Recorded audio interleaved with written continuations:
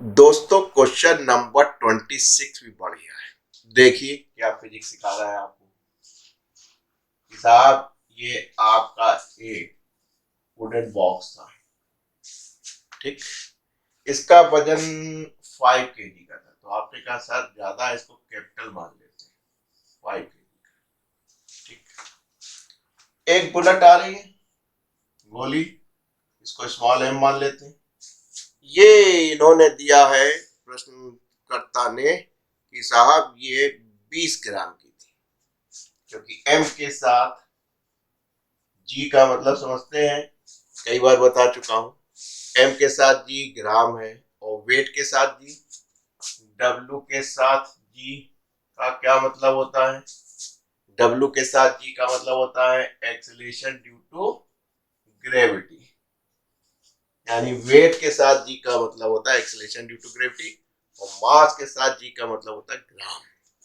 ठीक, चलिए साहब इसको किलोग्राम बना लीजिए, -3 से गुणा कर लीजिए, केजी बन गया। 1 2 3 कर लीजिए, 1 2 3, यानी आप कह सकते हैं 0.02 kg का था। क्या कह रहे हैं कि साहब ये आती इसमें धस जाती है। ठीक, और कंपटीशन में तो निकल भी जाती है। फिलहाल आप अपना 11वां पढ़ रहे हैं, इनिशियल बेसिस में ये आई इसमें धस गई, एम्बेडेड हो गई, और ये इसको उठा देगी। यहां तक आ गए दोनों, गोली के साथ ये एम और ये आपकी गोली दोनों उड़ गई।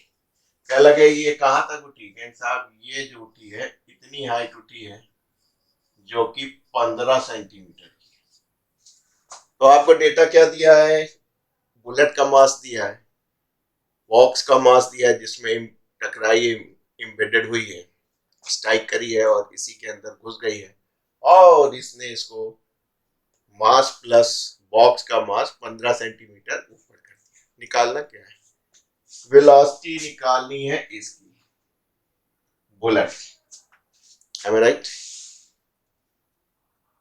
लड़के गलती क्या करते हैं, क्योंकि मैं पढ़ाता भी हूँ, बहुत सारे बच्चों को पढ़ाता हूँ, देखता हूँ, कहते हैं sir law of conservation of energy लगा दें, वर्क ऑफ एनर्जी चल रहा है। मैं कहा लगाओ लगाओ।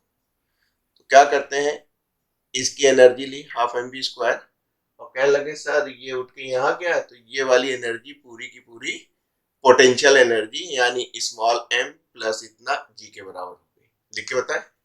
बच्चे ये गलती करते हैं साहब law of conservation of energy लगानी है, ये हमारी इनिशियल एनर्जी थी, ये यहाँ तक पहुंची है, तो ये पोटेंशियल एनर्जी हो गई, बस निकल आएगा।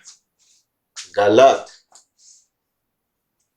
क्या बताता हूं बार बार, मोमेंटम एक सिस्टम से दूसरे सिस्टम में ट्रांसफर होता है, और एनर्जी जो है एक सिस्टम की एक फॉर्म से दूसरे फॉर्म में ट्रांसफर होती है।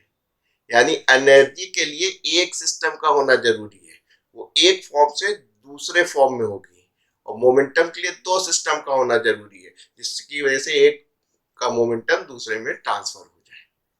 तो यहाँ पे आपके पास क्या कर रहे हैं, दो सिस्टम है, एक ये एक सिस्टम है और एक सिस्टम है। इसकी एनर्जी आप इससे जो है कंजर्व करा रहे हैं। अमा भैया दूध तुम पियोगे तो तुम्हारे ताकत आएगी, दोस्त के थोड़ी ना आएगी।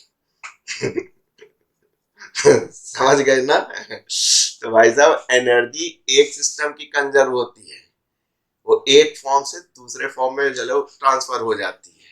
हाँ, मोमेंटम एक सिस्टम से इसका मोमेंटम इसको ट्रांसफर हो जाएगा। ठीक, तो अब समझे, अब गलती नहीं होगी बेटा।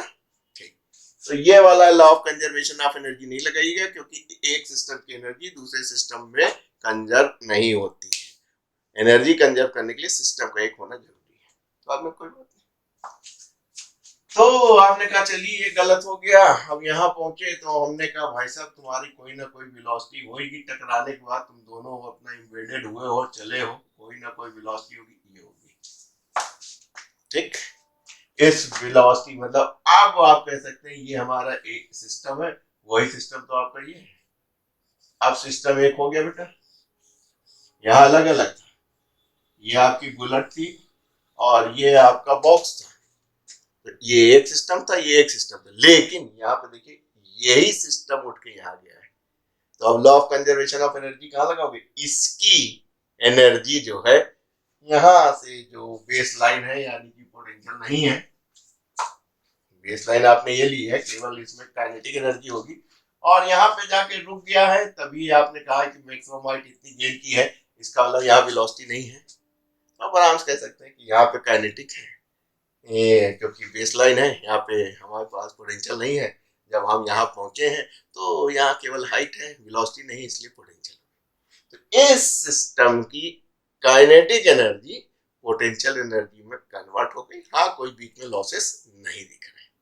अब कह सकते हैं कि साहब हमारे पास एक सिस्टम ये है जिसकी काइनेटिक एनर्जी वो पोटेंशियल में कन्वर्ट हो गई, क्योंकि यहाँ पे हाइट नहीं है, यहाँ पे वेलोसिटी नहीं है, तो टोटल तो पोटेंशियल प्लस काइनेटिक होती ही है। तो यहाँ पे केवल काइनेटिक, क्योंकि हाइट नहीं है। यहाँ पर potential plus kinetic and zero velocity, इसलिए काइनेटिक है नहीं भैया, जो कुछ है ये हाइट की वजह से पोटेंशियल है। सिस्टम एक है। तो आपने कहा ठीक है भैया, MgH, मजा आया बेटा, इसको उड़ा दो। ये वेलोसिटी निकाल लिया आपने, कैपिटल V 2gh कितना है? 2 9.8 और ये पॉइंट, वेलोसिटी कितनी होगी? 15 सेंटीमीटर को आपने मीटर में चेंज कर दिया। हमारे पास बहुत सड़ी सी किताब और थोड़ा सा कैलकुलेटर है, तो आपने कहा गुणा कर लेते हैं साहब। 2 इंटू 9.8 इंटू 0.15, ओ जीरो बता रहे हैं। 2 इंटू 9.8 इंटू 0.15 और इसका अंडर रूट ले लीजिए। ये बता रहे हैं 1.771। ठीक, गुणा करके हमने अंडर रूट भी ले लिया। वेलोसिटी हमें इनकी नहीं जाननी थी, किसकी पता लगा रही थी? इसकी। अब आप यहाँ पे दो सिस्टम है, एक ये मोमेंटम कंजर्व करा लीजिए। तो ये law of conservation of energy लग गया, सीख गए कि भैया एनर्जी एक ही सिस्टम की एक फॉर्म से दूसरे फॉर्म में ट्रांसफर होती है।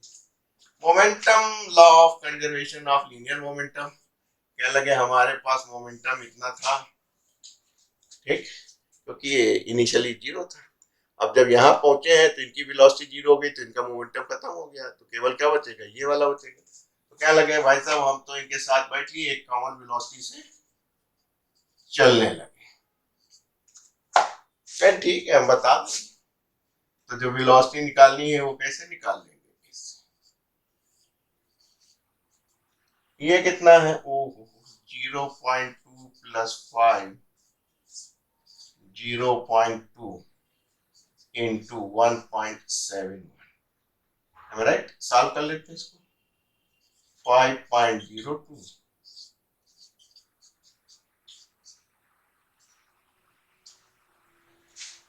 आइए कैलकुलेटर जी थोड़ी सी मदद कर दीजिए हमारी और मल्टीप्लाई कर दीजिए 502 से और डिवाइड कर दीजिए 2 से। 430 मीटर पर सेकेंड। तो आपकी वेलोसिटी हो गई 430 मीटर प्रति सेकेंड।